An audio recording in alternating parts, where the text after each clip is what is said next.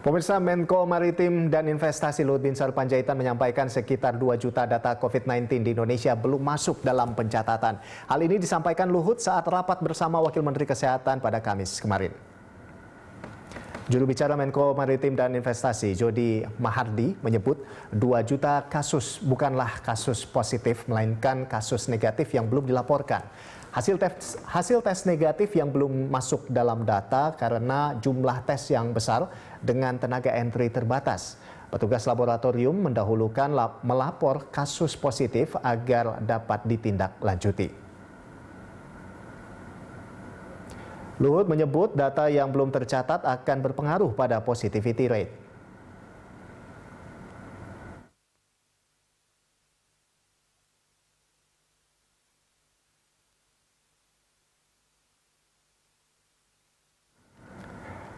Menko Maritim dan Investasi Luhut Binsar Panjaitan menyampaikan terdapat 2 juta data COVID-19 di Indonesia yang belum masuk dalam pencatatan. Untuk membahas hal ini sudah terhubung melalui telekonferensi Dewan Pakar Ikatan Ahli Kesehatan Masyarakat Indonesia, Hermawan Saputra. Iya, Pak Hermawan, apa kabar Pak? Baik, Alhamdulillah, kabar baik Mas Rolando. Bagaimana juga kabar, sehat? Sehat Pak, luar biasa. Pak Hermawan, ini tanggapan Anda terkait sekitar 2 juta data COVID di Indonesia belum masuk dalam pencatatan. Bagaimana ini Pak? Iya, angka ini bukan angka yang main-main ya, 2 juta. Ini hal yang luar biasa. Jangankan 2 juta, 2.000 saja itu sangat penting dalam upaya penyelidikan. Apalagi 2 juta ya Pak ya? Baik. Apalagi 2 juta. Jadi Bung Rolando, substansi inilah yang harus terus-menerus dievaluasi. Sejak awal memang ada disinyalir data yang cukup lama terjadi delay ya atau keterlambatan. Apakah itu disebut data yang terkonfirmasi bisa positif atau tadi disebut juga data yang kemungkinan besar negatif.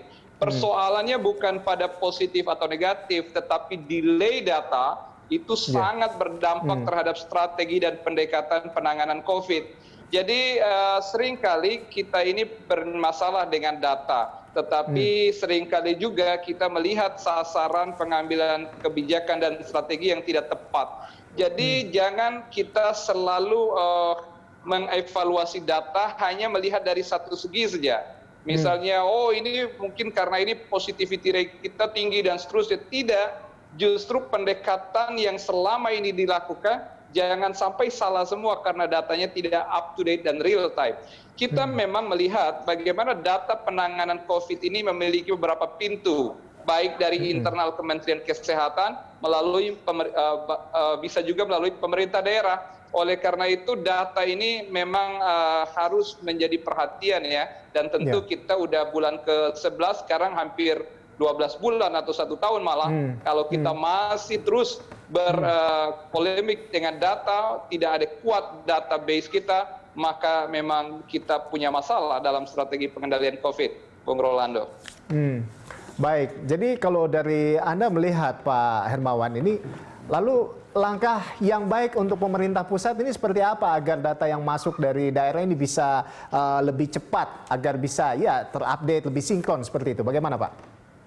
Ya, kita menyayangkan ya kalau ada temuan data yang tidak terentry baru sekarang, ini sesuatu yang problem. Jadi problemnya big problem atau main problem ini terjadi dalam penanganan COVID. Data ini bukan sesuatu yang remeh-temeh, tetapi data adalah bagian dari evidence public health yang betul-betul segala sesuatu pengambilan kebijakan strategi bersandar pada data. Jadi terlepas dari data ini jenisnya apa, kemudian sumbernya dari mana, tetapi ini ada yang salah dalam manajemen penanganan COVID kalau memang ini terbukti ada data yang tidak terentry sekitar 2 juta. Dan 2 juta itu bukan angka yang sederhana, sangat berarti di dalam analisis lanjut kita, Bung Rolando. Jadi apa yang harus dilakukan Pak, kalau dari Anda? Ya tentu saja mengevaluasi secara penuh ya. Selama ini kan ada pembentukan satgas pada tingkat provinsi sampai tingkat kabupaten kota. Bahkan pada tingkat RT RW ya, di kelurahan, di kecamatan, itu juga masing-masing dibentuk satgas. Nah, salah satu peranan Satgas ini adalah merapikan sistem informasi bagian dari fungsi surveillance. Karena di kala wabah seperti ini, pemantauan berdasarkan testing, kemudian tracing itu menjadi fondasi utama untuk menentukan treatment kita.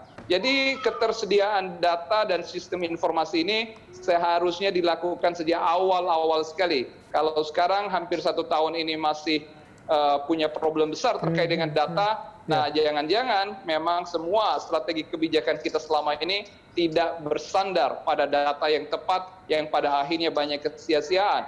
Buktinya secara indikator, insidensi terus naik, angka kumulatif COVID juga tinggi sekali. Nah, inilah tantangan kita ke depan. Jadi pembenahan ada pada sistem atau tata kelolanya.